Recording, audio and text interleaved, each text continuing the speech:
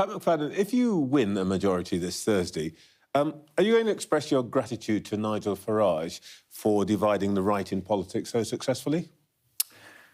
I'm assuming nothing about the result on Thursday. I think Labour has a chance, has a good possibility this time, but change will only come if people vote for it. And there's huge uncertainty still in these polls. There's a lot of difference between them. And I don't want anyone to think that the outcome of the election is predetermined, because they will all be worth nothing when the voters actually go and vote in person on Thursday.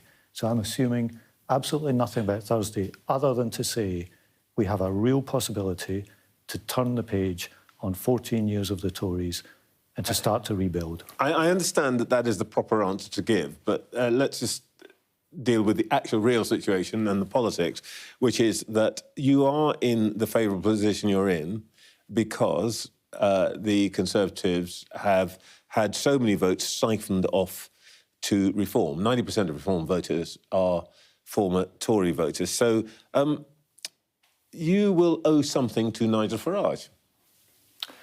I don't think we will owe anything to anyone other than the voters themselves who are expressing their opinion in a democratic election. It's an awesome thing. The power is in their hands. There's a real chance for change, and I hope that people will show up.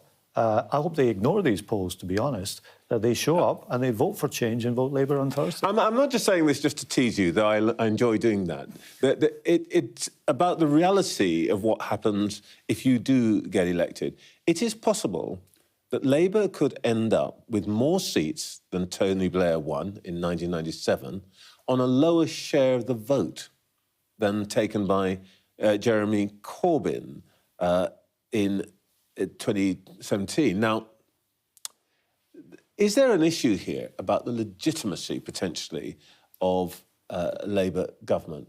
And the problem for you there is that you'll have no money, as Rachel Reeves keeps pointing out. Isn't there potentially a problem for you here, that you become a government with essentially a poor mandate?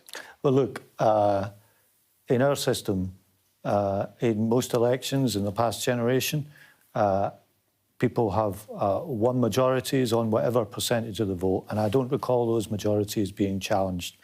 So I don't know what the share of the vote will be on Thursday, but I do know that in the British system, the government is formed by the party that wins a majority of seats. And let's not underestimate this.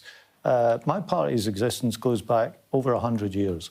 Only three times in the past 100 years has Labour managed to win a majority from opposition. So I'm making no predictions about Thursday, but I'm saying if it was a fourth time, that would be a real historic achievement. And I think all this stuff about slicing and dicing the vote underestimates the credit due to Keir Starmer for changing the Labour Party and putting us in a position where this is even a possibility. Well, because 4 or 5 years ago, a lot of people didn't think it was.